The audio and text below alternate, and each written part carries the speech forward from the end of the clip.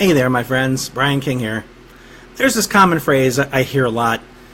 Actually, several common phrases. Life's a bitch and then you die. Life sucks. Same shit, different day.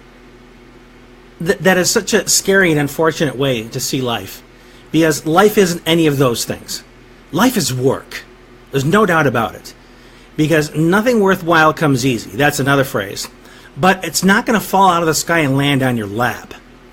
And one thing that's unfortunate about the special needs community, which I'm a part of in spades, is that in some sectors of it, this sense of entitlement can build up. I want my rights. I want my accommodations, which is fair. I need accommodations too. Just this morning, I went to an IEP meeting for one of my sons, and I had to use my wheelchair, and there was a cutout in the curb, nice little ramp that I could use. There was the automatic door openers, which made it a heck of a lot easier to get into the school. So those accommodations are great. But when you wanted to be treated as though things should be handed to you, that's a problem. And that's not just in the special needs community, that's in humanity, okay? This sense of not wanting to do the work, not wanting things to be difficult. Well, in my estimation, in my experience, why would you be grateful for anything if you didn't have to work for it? If it was simply handed to you. Now, nothing has come to my life easily in any way, shape, or form. I've worked for everything. Whether it be my professional accomplishments, my personal accomplishments, it's all taken work. But what is that work based on? It's based on the work given to me by my teachers. Okay? Who are my teachers? The teachers in life are the experiences. The things that step up and sock you in the nose, or kick you in the butt, or right between the legs sometimes.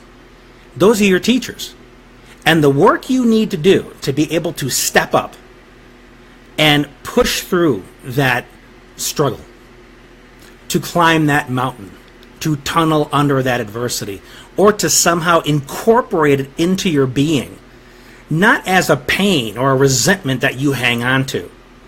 You incorporate it and turn it into something more useful, like alchemy, turning lead into gold. That's what I'm talking about, turning suffering into compassion. That's the work that we have to do, period. So the teachers are the experiences. The work is any lesson that we need to extract, any skill that we need to learn, any knowledge that we need to acquire. That's the work. That's the homework. That's the lesson. And you're not going to get anywhere. You're not going to grow. You're not going to improve unless life is work, period. So when you say it sucks, it's a bitch, same stuff, different day, you lack appreciation, my friend. You lack gratitude. You are resenting the opportunities that you are being given to improve yourself, to sharpen your saw, to become a better human being. That's what it all is. So when something happens in your life, a car accident, an illness, a child with a learning disability, then you know some work has just shown up.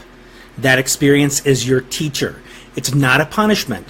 It's not your higher power looking down on you and saying, I'm going to smite you because I hate you for some reason. It's not the universe playing favorites and singling you out to be screwed over. That's not what it is. It's a teacher.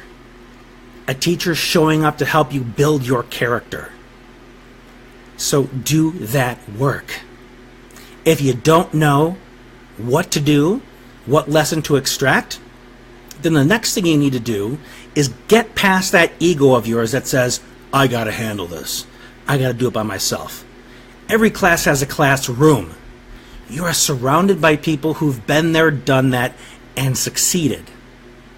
You can ask an upperclassman, hey, have you done this before? I'm a little stuck. Or I think I understand what I'm supposed to do, but I want to check in with you just to make sure. Ask people who have been down the road you are traveling and are a little further along.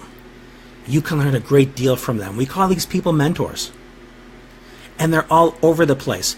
I'm talking to you through the camera on my computer, through an entity called Facebook.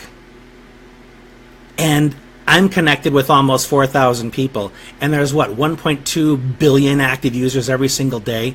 The mentors are out there.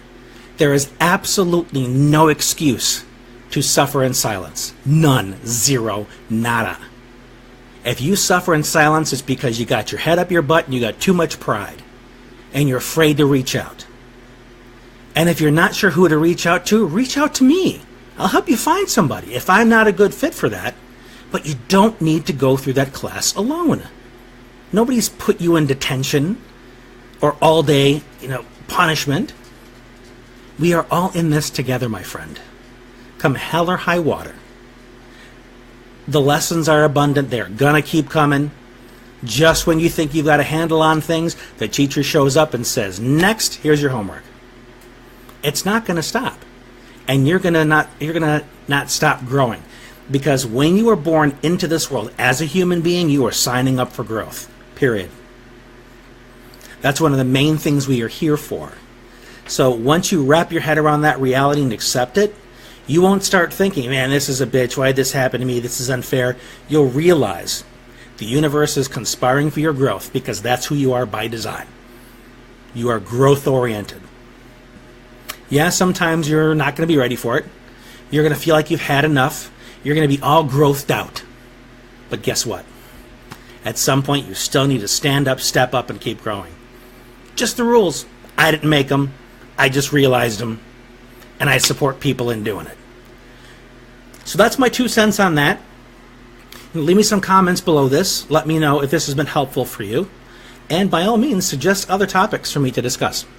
And if you know anybody that can benefit from what I've discussed here right now, feel free and share this video with them. I think they'll appreciate it. So, have a glorious day. This has been Brian.